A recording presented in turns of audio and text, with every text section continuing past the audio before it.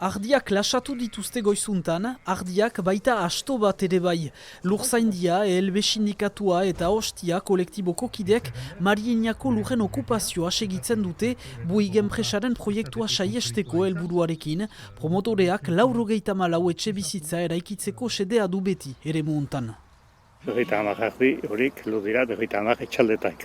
Nahi dugu erakutsi eskolegi osoko jendarte guziari, laborariak gure gibelian direla eta engaiatzen direla, eta beraz ardihok hemenikonen dira bojoka bururatu arte.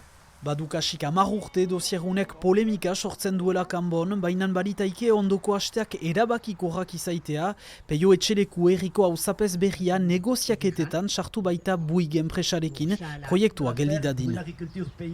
Ez da oino egina, guk baikorki ikusten dugu hori, baina hala ere gure helburu nagusia, ororen buru da berriz lur horiek klasatzea laborantzako erabilean, eta horrek denbora emanen du. Han artean guk pentsatzen dugu behar dugula segitu lur hauen okupatzea.